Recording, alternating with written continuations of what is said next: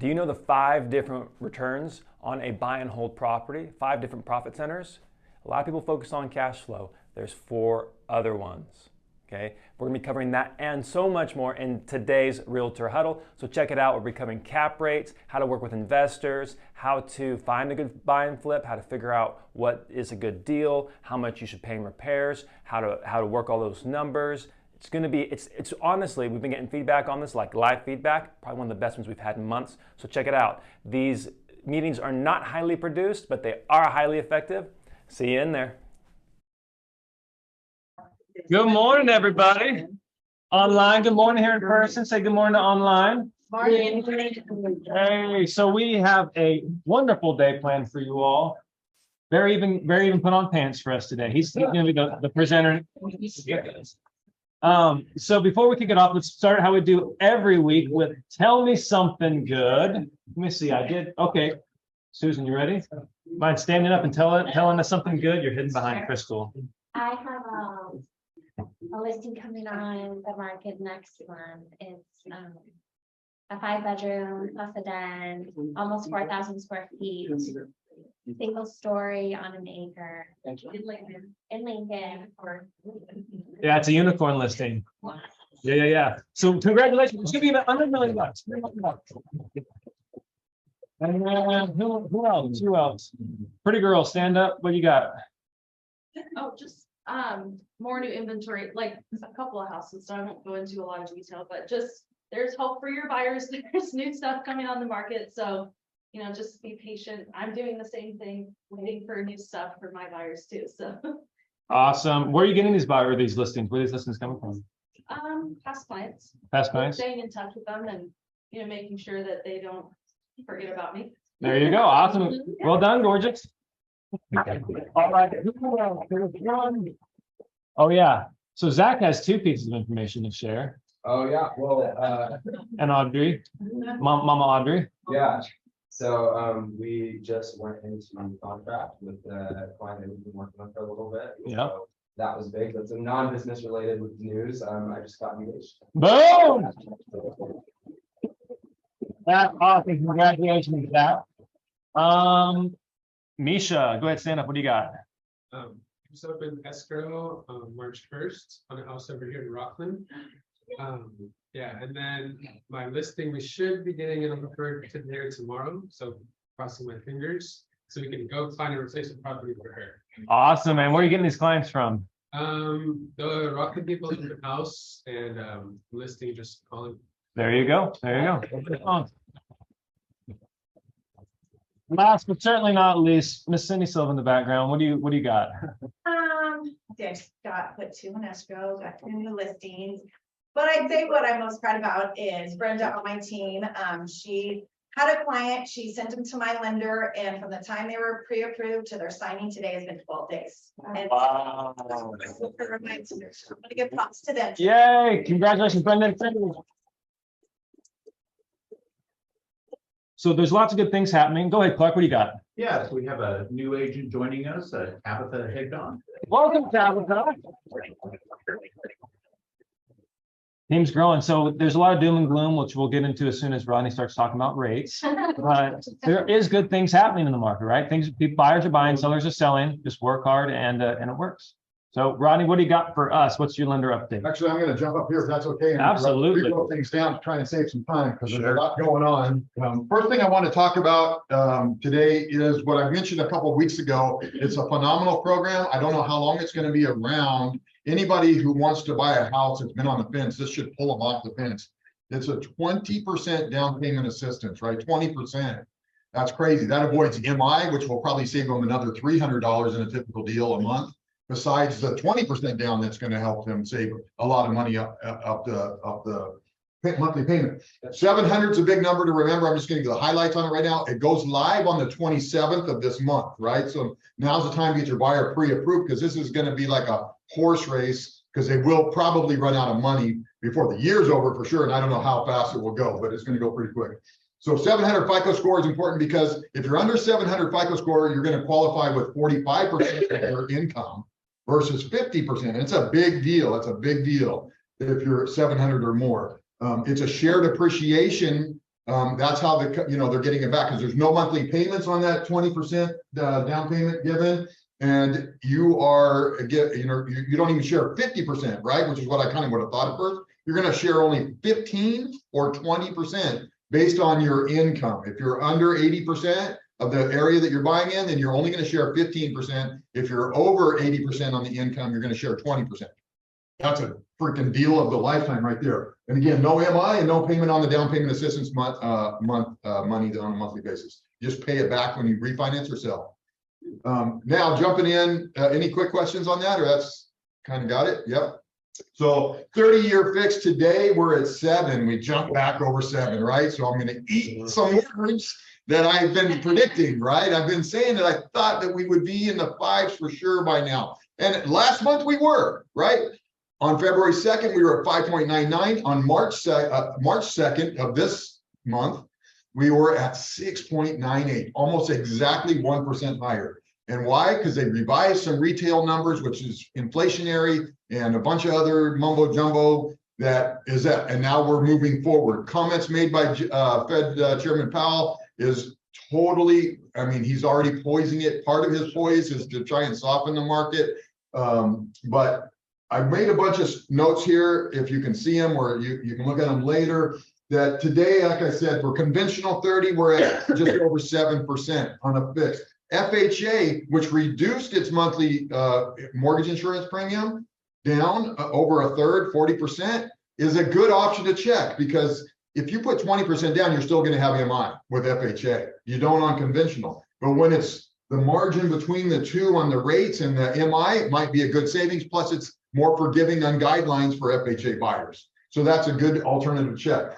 What I wanted you to point out in today, and the little arrow coming up to 7.5 versus 5.8. In a normal market, there's a margin between the 10-year T-bill, which is normally about 1.85. That margin will fluctuate a little bit, sometimes lower, sometimes higher, but it's a good average.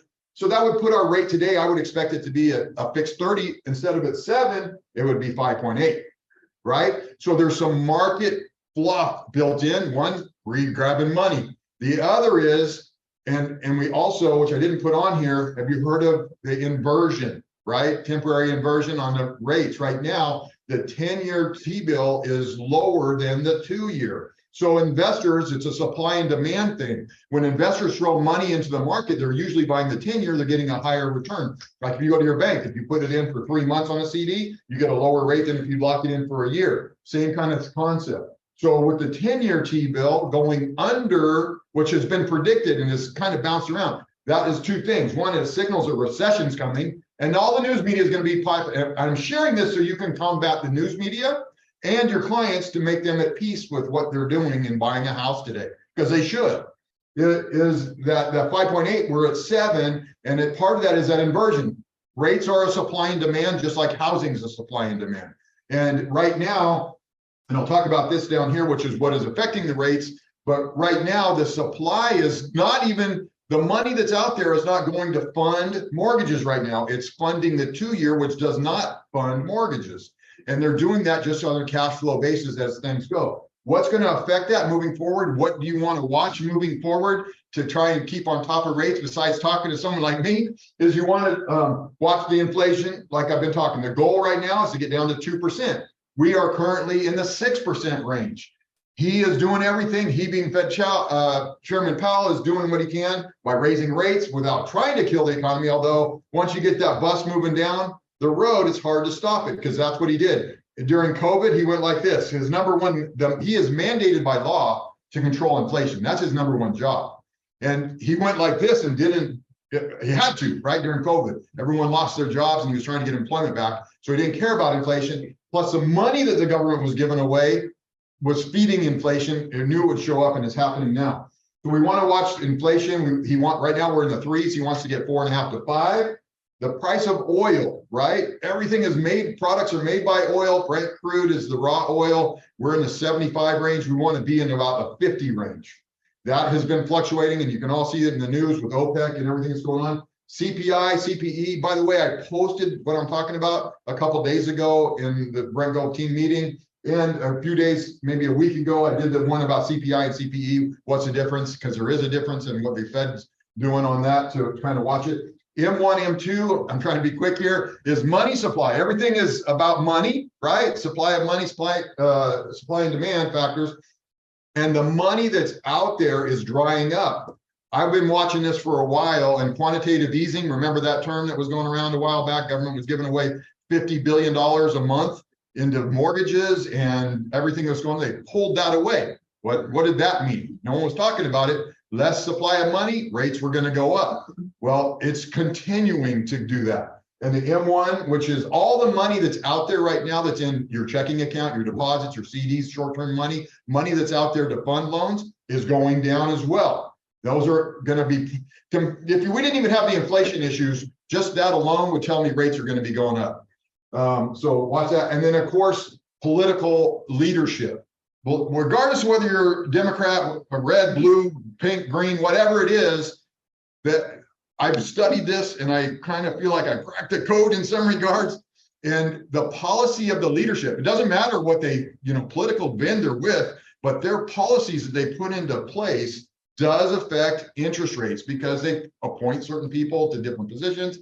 And so we have that coming up here soon, but the policies that are in place right now are also sort of inflationary, which is fighting the whole thing. So we're going to be in for a bumpy ride. What does that mean on the short term? The longer term is, I don't see what I thought we were going to see by this time, nor by the end of the year. I think it'll start softening, hopefully by the end of the year, if inflation gets under control. But we're going to be in very volatile, turbulent rates. There'll be moments where rates are going to drop way down, and then they're going to bounce back up. Your clients, and you need to advise them, is to get them more than ever pre-approved, get all their information in, so that way they can do, pull that trigger when that moment happens, because it just is going to be a blip in time as we go through this bumpy sort of ride. So that's a super fast version of a lot of information. Feel free to reach out to me. What's this phone number, Rodney? My cell phone is 916-223-2775. You can call me or text me. You can also go to my website, getmoneyforyou.com, all spelled out. You can go onto there. You can get my calendar link is there. Everything is there. You can reach me in lots of different ways, and I'm happy to help out.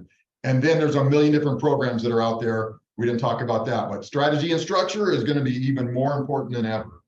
Hey, Rodney, can you put your phone number across the top of that board just for people on Zoom?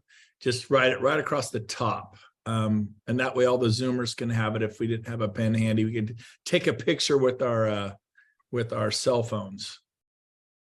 We also It's got also going to be in the chat. Yep. I'm old school. I like to see it written on the board. Too. Great job. That was awesome, buddy. That was fantastic. Thank you so much. I appreciate that. You're welcome. All right, everybody. Before I forget, Miss Lexi, I think you got something you wanted to share real quick. Oh, yeah. Okay. Super fast. I know that you guys, or most of you guys know, I'm with Lennar Title. We have a military discount that most of you guys should know about. It's 25% off of the escrow fee for those who qualify: veterans, military, reserves, National Guard. But we have a new discount for first responders, which I don't believe anyone in our industry has this one yet that I'm aware of. I don't know, maybe you guys know something different. Oh, you do? Okay, so first responder discount. So I have flyers for this. If you guys want the information, I will pass it around. Thank you so much, Lexi. How can they reach out to you if they have a question? My cell phone is the best. So 916-412-7402. Awesome. And then real quick, before we get into the meat and potatoes for today, I do want to share a couple of upcoming events. We do have the Top Producer Panel. It's happening March 23rd from 10 to noon over at PCAR. It's going to be fantastic. If you are not registered for this event, you need to be registered for this event. We're going to be learning from local top producers who are winning in today's market. Bring people from your offices, bring team members, bring agents at other brokerages. Everybody is welcome. So that's happening March 23rd. And then don't forget, we're still running the fundraiser. EXP is raising money for a good cause, Leukemia and Lymphoma Society. If you want to donate, go to EXP LLS, stands for Leukemia and Lymphoma Society, explls.com. It'll take you to this page. If you want to know more, like what Rodney was talking about, I'll put this in the chat box, but I would suggest you go to Housing Wire, and there's a fun podcast about what's happening in rates. This is what my coach, Bill Pipe, sent to me today, and he suggested that we listen to this. It is a little bit longer. You can speed it up and you can hear exactly what is happening in rates and what that means for you, your business, and your clients. I'll put this in the chat as well. And then last but certainly not least, we got our speaker for today, Mr. Barry Mathis. Barry Mathis, please welcome Barry Mathis to the stage, everybody.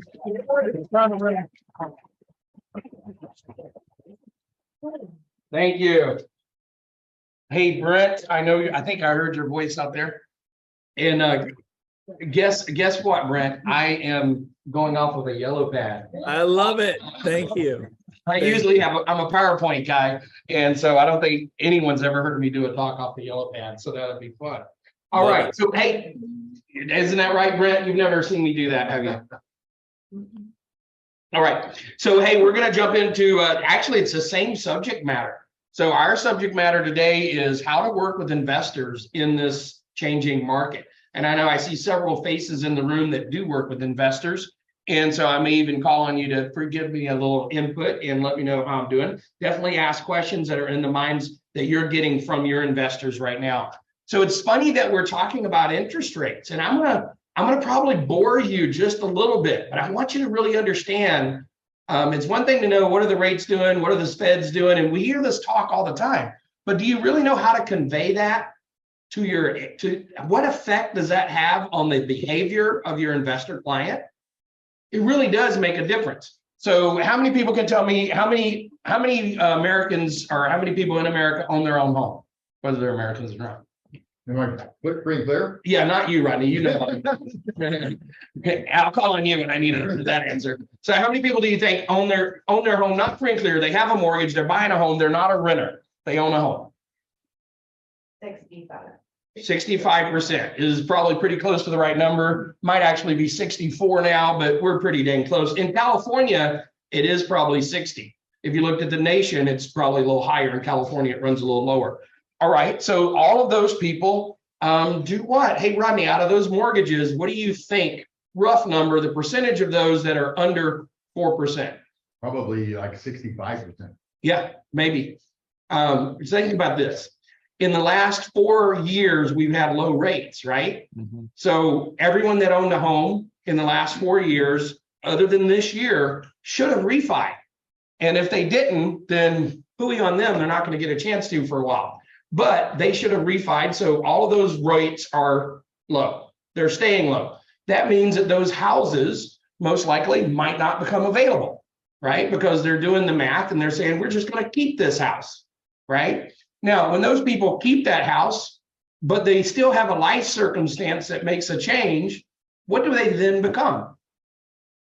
They become an investor, because now they've got to keep this house. They still wanted to move. They still got a bigger family that still needed to move, but they got a 2% interest rate over here.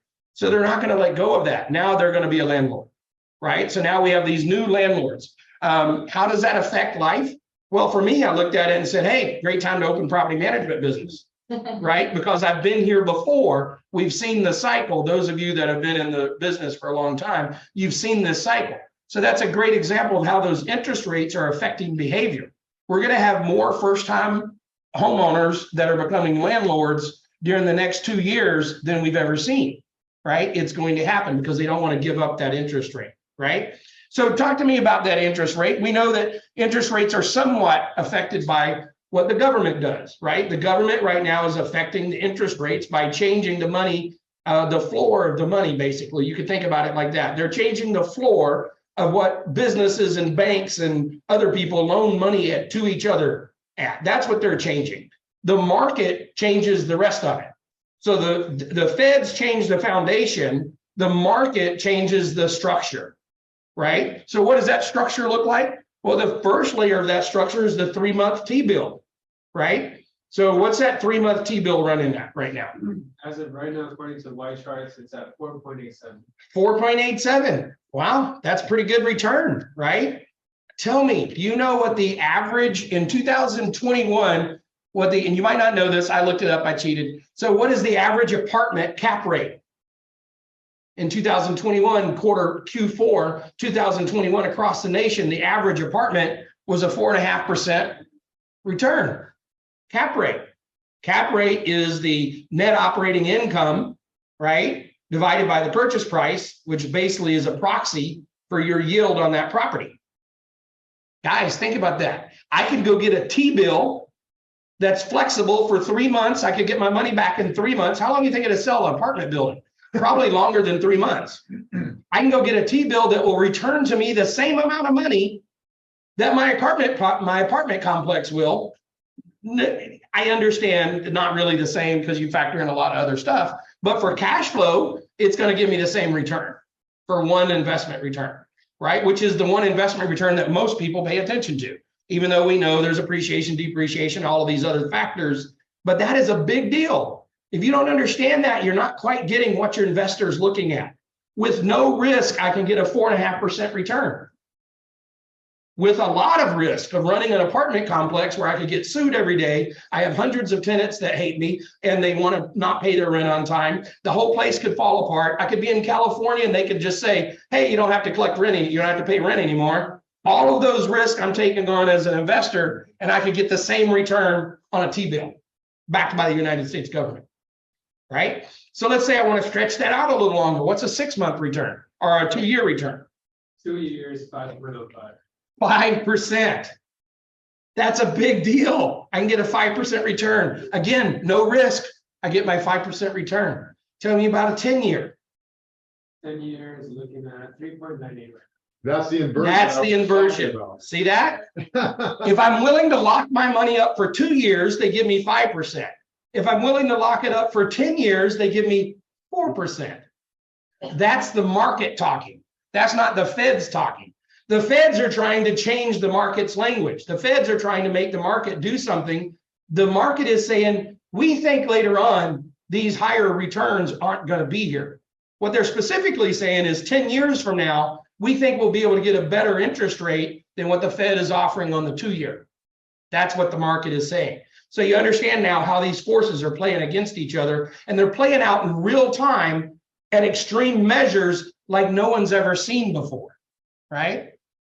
What does that mean for your investor? Okay, so number one, we have 2 different types of investors. You have to understand which type your investor is. If you're talking to someone, everybody knows about the DISC profile, right? We've talked about that ad nauseum, right? But you know when you're talking to someone that you can figure out their profile sometimes by the language that they use.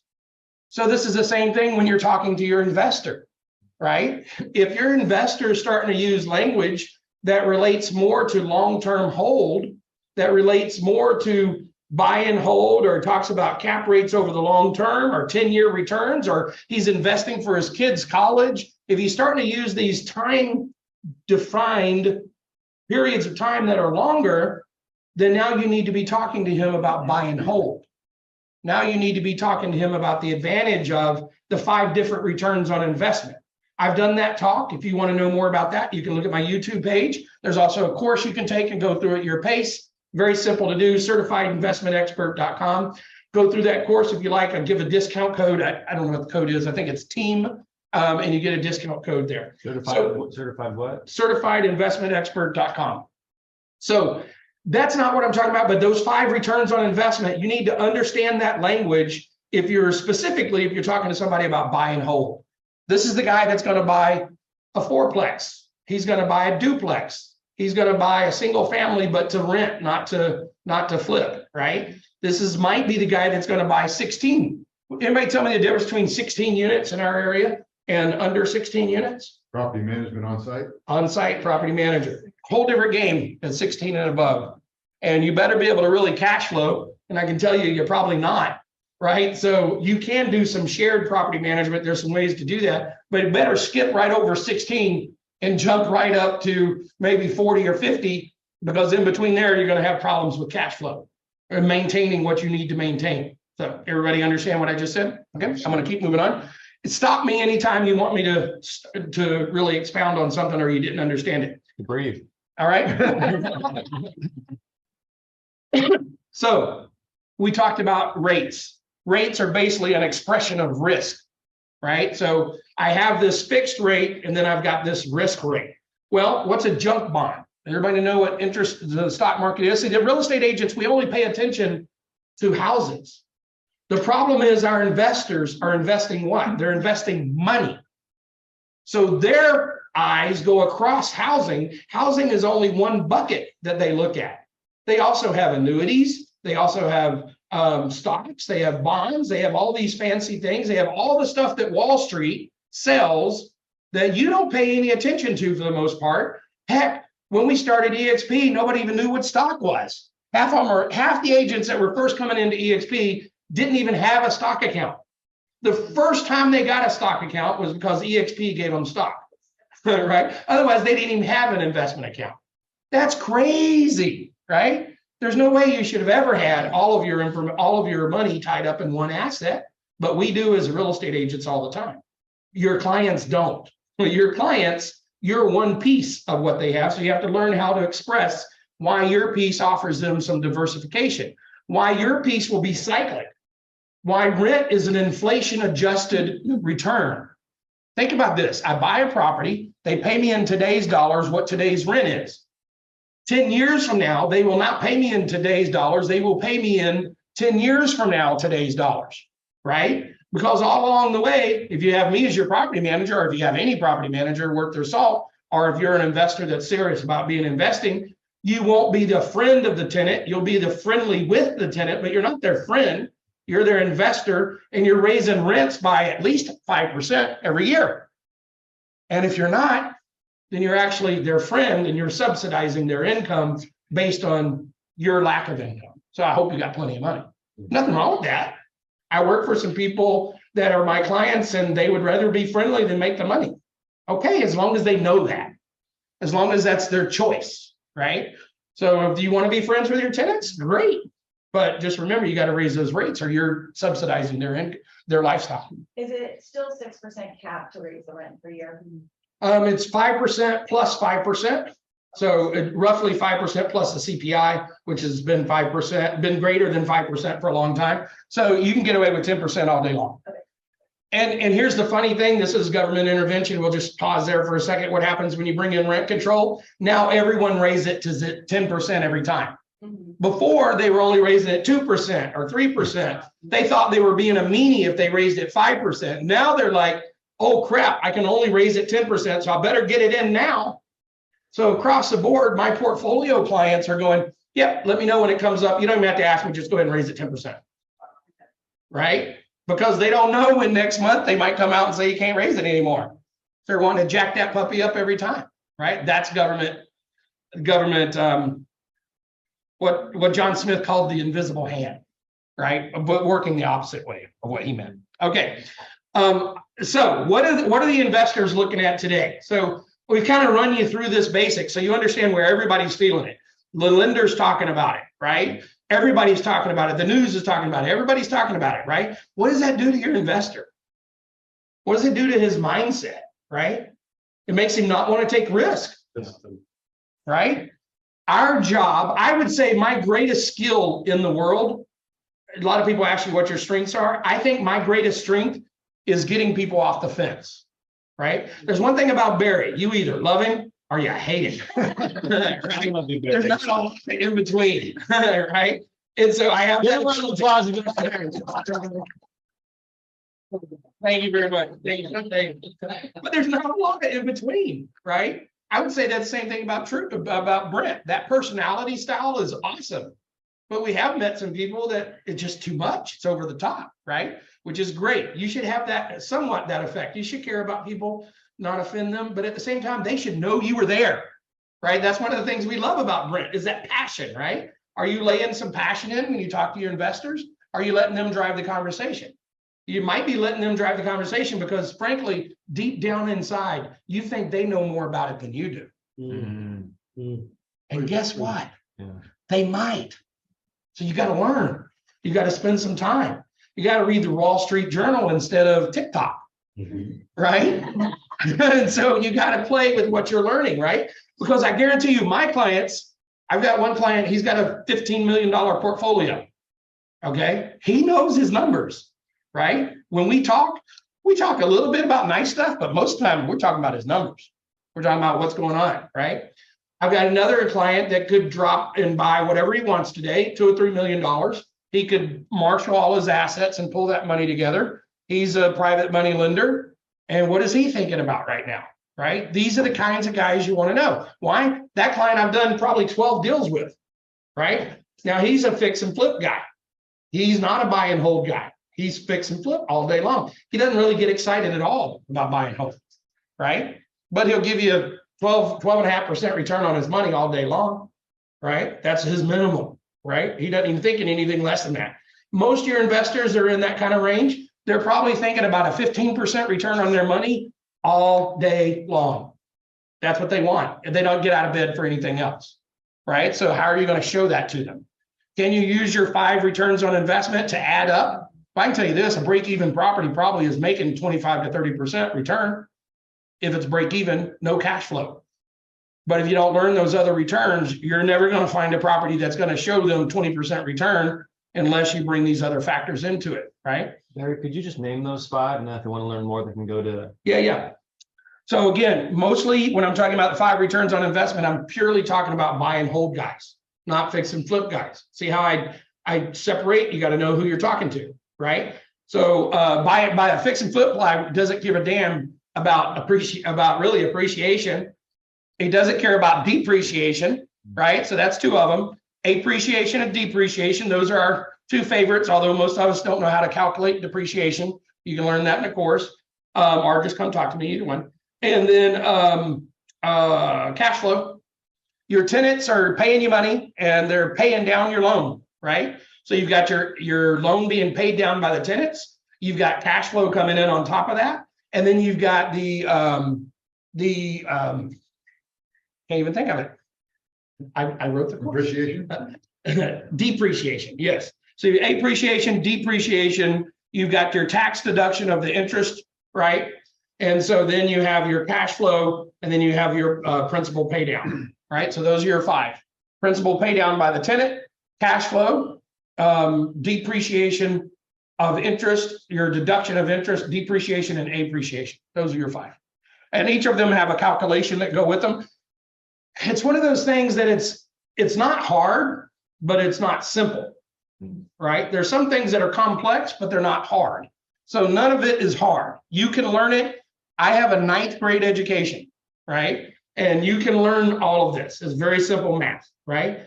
But you do have to take the time to do the math, right? And the trouble is that you have to either learn rules in your head for proxies, or you have to do the math on every transaction. I literally build a spreadsheet when I want to do something. Right now I'm flipping a house. I built the spreadsheet. Rodney's seen my spreadsheets. I love spreadsheets. I don't do the math in my head. Rodney does it in his head, right? I don't do it in my head. I'm not that smart, but I know how to work a spreadsheet. So you've got to do this because your clients want to hear this language. That's the issue. So let's go back to fix and flip. So your fix and flip guys right now, what are they doing, right? Why do I focus on fix and flip? Because these are fun. You can get a lot of deals done, right? Guess what? You think that this market has fix and flips? Yes. Yeah? Do you think they're as common as they were 2 years ago? No. What was going on a few years ago? We had what? Appreciation, right? What did that mean? Well, you've heard the story about a rising tide raises all ships. It means you could be a crappy flipper and still do very well.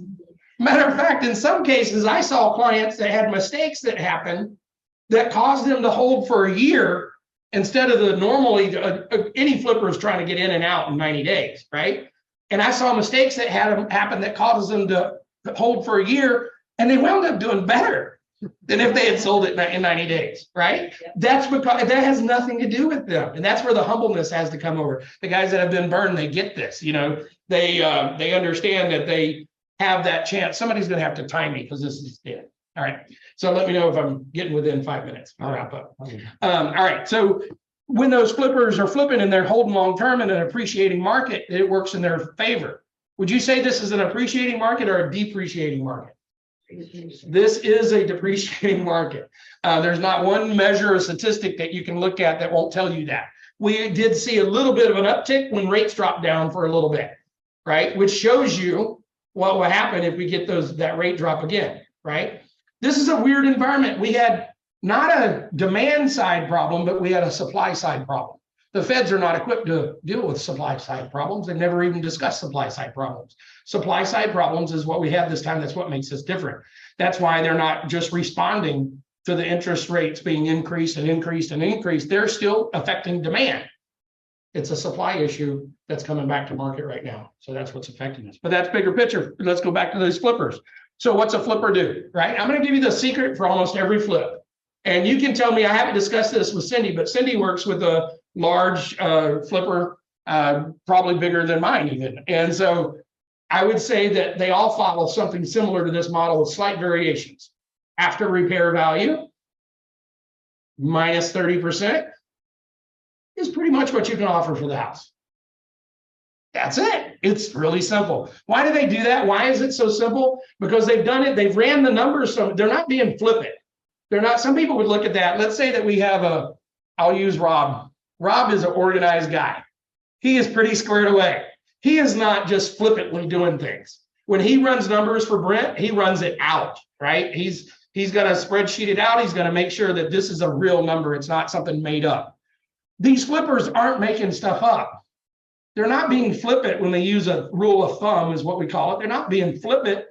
What they're doing is they've done it so many times, they know it's going to come out that way, right? That's the ones that really understand it. And you do have people that went to a school and they don't understand why they're doing it that way, right? But that's basically what it is. After repaired value, minus 30%. Can they go 25%? Yeah. Could they go 20%?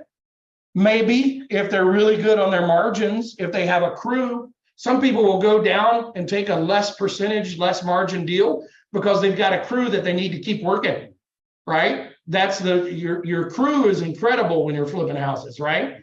And so one of my flippers is out looking at a property right now while I'm here. He just texted me at a property I sent him. That guy's got crews that have been with him for 9 years. He's got to keep those guys busy. Will he take 10,000 on a deal instead of 50? Yeah, if that's what he needs to keep his crew going, right? Mm-hmm. So think about that. So right now in a down market, what my investor said, I called an investor on the way in here. And I said, hey, what's your feeling right now? Right? I just want to hear straight from your lips. What are you feeling? Right? He said, I feel like I'm only going to play hot potato. I said, what do you mean by that? What's hot potato? Hot potato is I'll get into something, but only if I can get in and get out and get in and get out and get in and get out. I'm not doing development.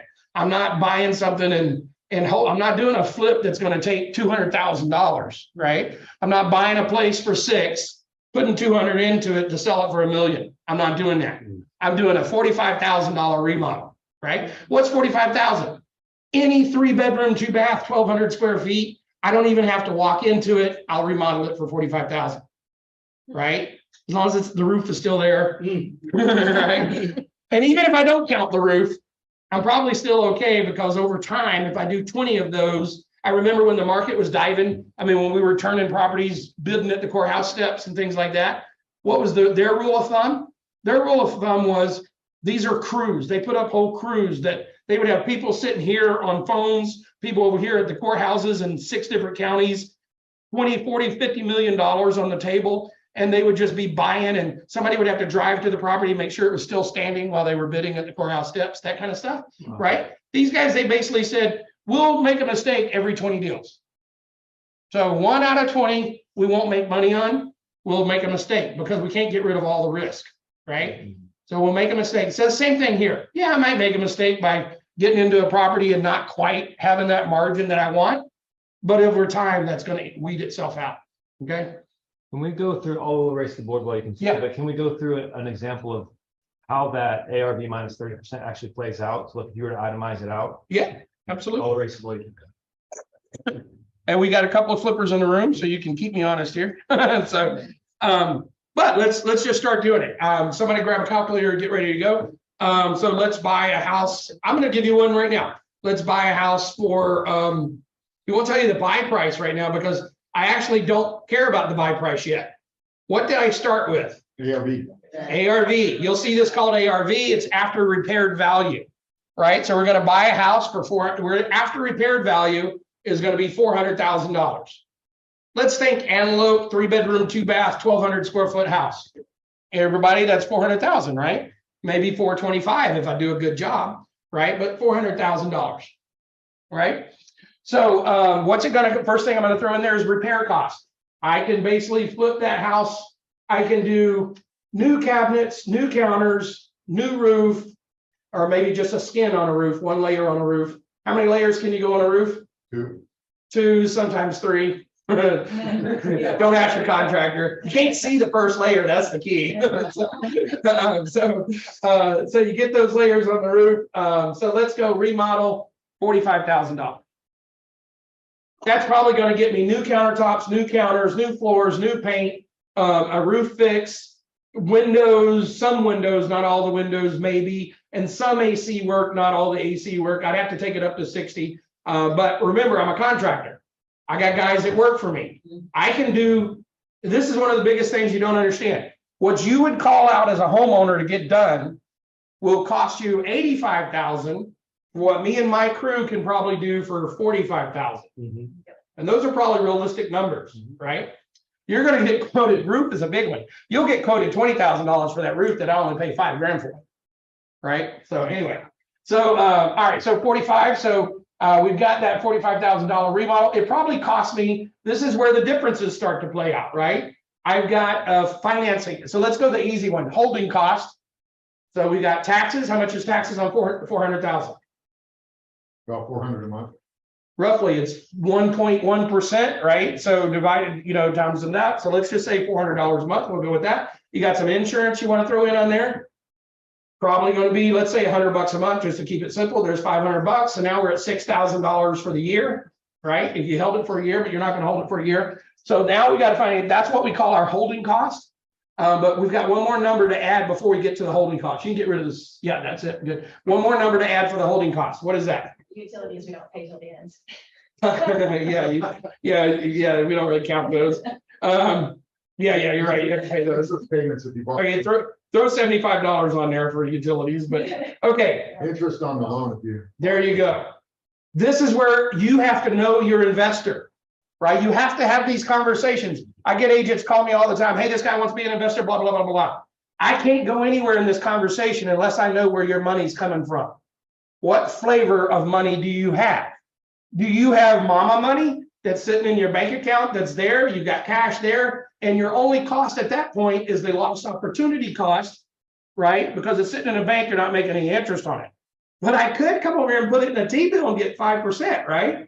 So I got to factor something in there, right? So most people don't look at it that tight, but that's how you should look at it if you're the investor. But your clients probably aren't looking at it that tight. Go ahead. Isn't that tax number supposed to be 600 plus 60?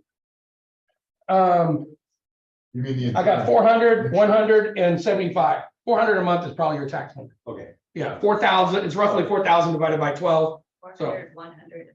Yeah, so we're just making up some numbers here, but you get how you get it. You get the overall tax. It's like 60, but Right. it's 100. Yeah, It's just the black line didn't go kill. yeah, that's true. Okay, so now let's take look at this financing cost. So there's another. Go ahead. Oh, sorry, I was gonna change the subject. Okay, another kind of money on this financing cost. So we've got that kind of money. Then we've got a regular loan, right? Maybe your house is not so decrepit that you could get regular financing. So then you'd have a 7% interest rate on probably make you put down 20%. So now you've got 7% on, let's just do simple interest, 7% on $340,000, $20,000. Probably like 600 a month just on interest. Probably. Roughly, right. But that's the low end, because you're probably not using a lender for this, because if the house is bad enough to get you to come in there, you probably can't get traditional financing. But that's our floor, right? So what am I going to pay? Remember earlier I talked about, this is crazy. Remember earlier I talked about the interest rate and your return? So if I'm a regular lender and I'm charging 7%, what do you think a private money or hard money lender is going to charge? 12 to 15. In the double digits. Yeah, double digits, right? If they're smart, they've moved to 12 now, no doubt, right? Because why would they, right? You know what? For 6.5% return, I could go out here and get a bond on this hospital because they want to put in a new helipad. And I can get a bond on that hospital that's going to be there for the next 100 years. I have almost no risk, right?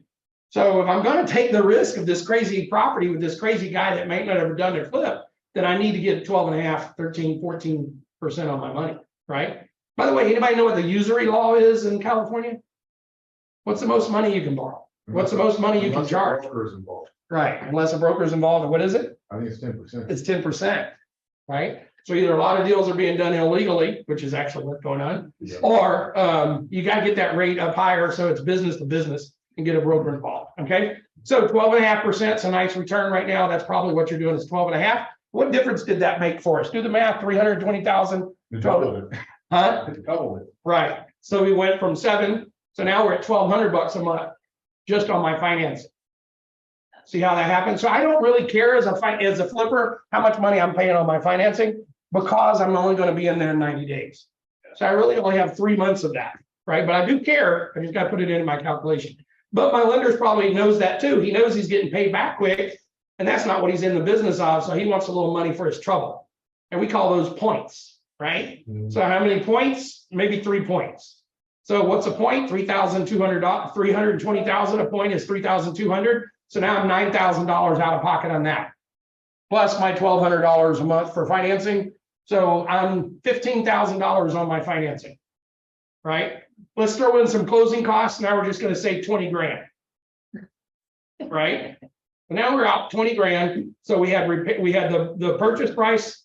I mean, we have the after repair value minus 45,000 minus 20, so minus 65. So now we're what, the 335 on our price. What about the acquisition cost? I haven't even got there yet. I haven't determined the acquisition price yet. No. I don't know what I can pay for it yet. Oh, the acquisition cost. Yeah, I threw the closing costs in. That's It was like $2,000. When it's in my 20 right now. That's in the 20. Yeah, it's in the 20. Yeah. All right, so there we're at. Now I'm at 335,000. But that's my break-even number. 335,000. Do you think I might want to make some profit? Go ahead. Calculate realtor fees too for like. On the sales side. Yep, Oh, no, already. not yet. On this side, because they're probably included in the price charged by the lender. If it's listed, then they're being paid by the seller. Does that make sense? No, but when you go to sell. When I go to sell, I have to count it. Yeah.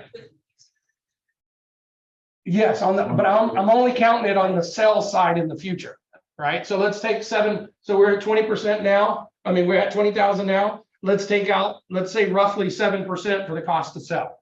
You might say 6%, you're paying a 5, and you're getting cost of title and escrow and all that. So 6% of the 400 is 24,000, right? Did I do that right? That's correct. Yeah, 24,000. So throw another 24 on there for the sell cost. And change acquisition to financing. Or add it to it. Yeah, Acquisition. yeah, acquisition. Sales cost, That's the liquidation side. when I'm flipping it on the other side of it. So we were at 335, now we're at 24 minus 35 minus 306, 309, 311. Thank you. Now you know how I use spreadsheets.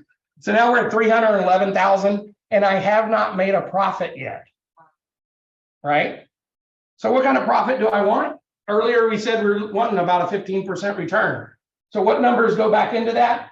Well, I've got to put down some cash. So let's assume that I had to put down 20% on my purchase price. Right now, it's looking like we're getting pretty close to 300,000. So let's say I've got 60,000 tied up. I've also probably got to pay for that remodel. So now I've got 105,000 tied up, and I've got those holding costs of 15,000. So now I've got 125 tied up plus, but I don't have to count the sales cost on that because this is actual money out of my pocket.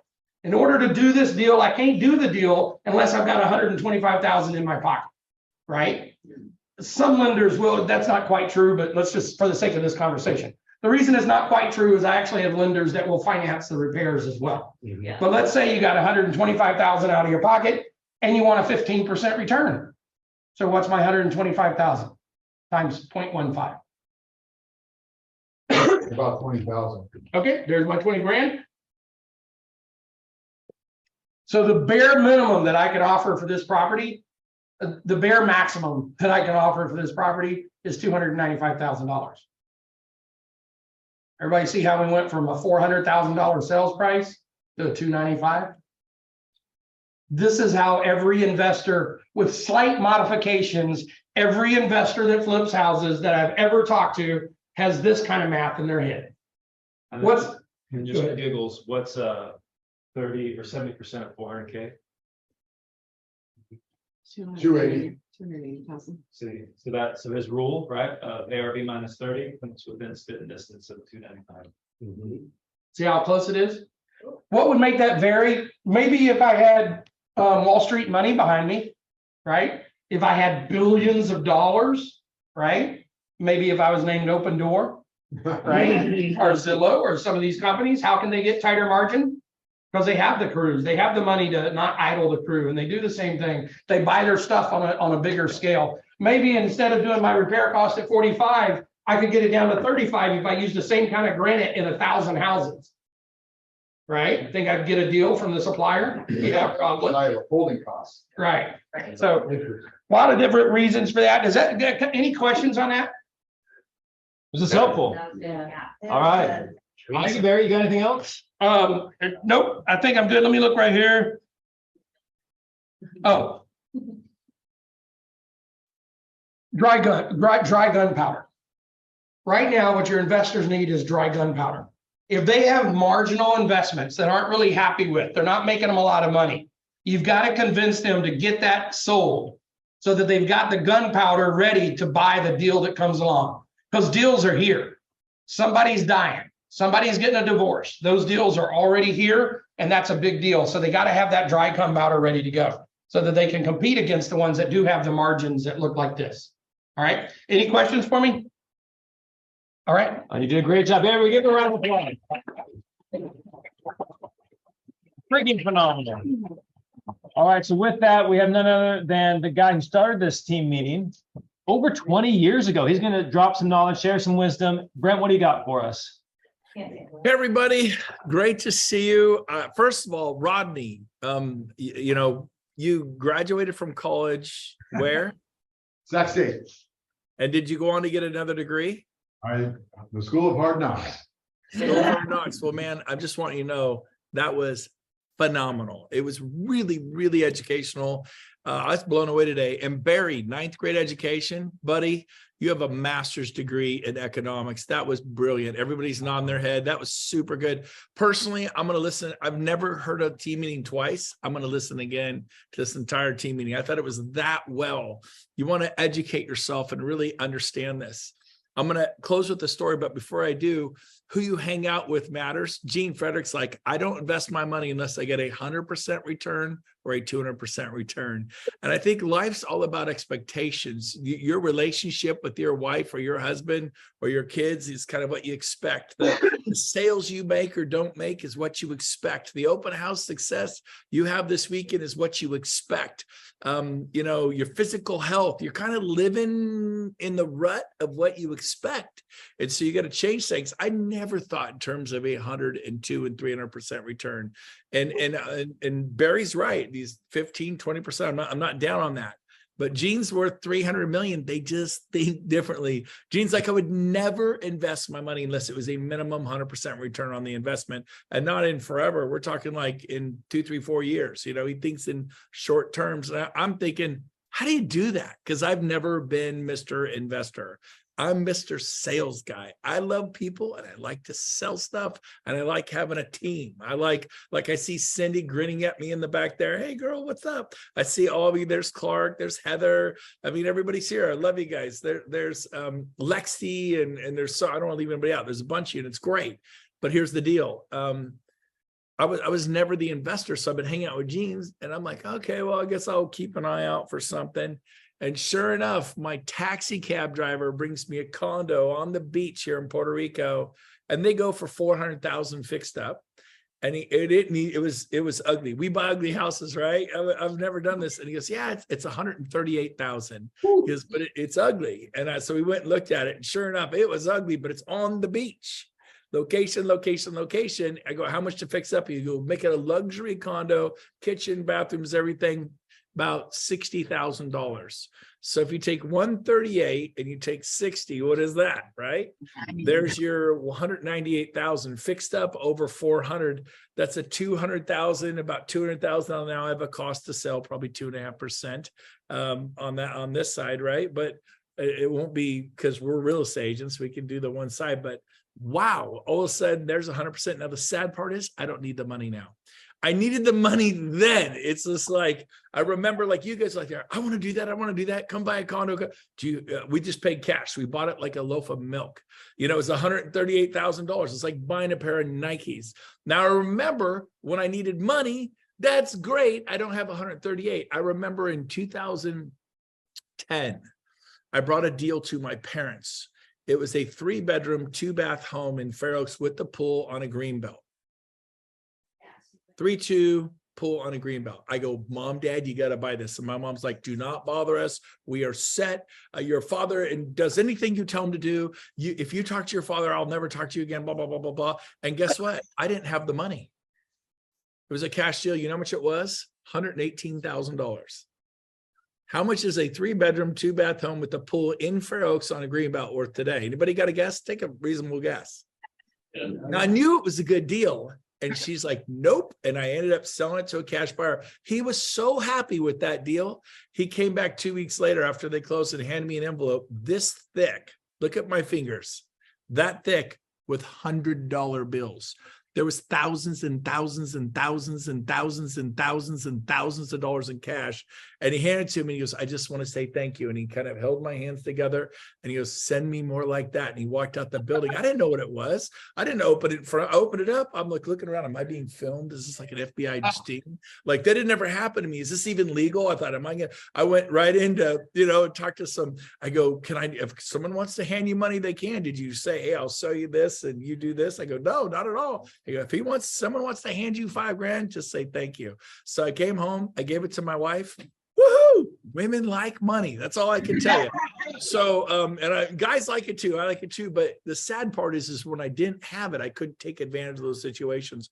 But I do want you to think bigger. I want you to expect more, not like Rolex watches and mansions, but I mean more impact. Like I'm going to walk into the room today, the team meeting every Thursday, and I'm going to lift that room. I'm going to meet somebody I don't know. Instead of coming in, sitting down and being shy, is that how you're living life? You get your butt out of that chair and you go meet somebody. Hey, I haven't met you before. I'm Tim. I'm Bob. I'm Sally. I'm Kim. My name's Cindy Silva. My name's Rodney Rose. My name's Lexi. You go through that room and you meet people because that's what we do. We like to be acknowledged.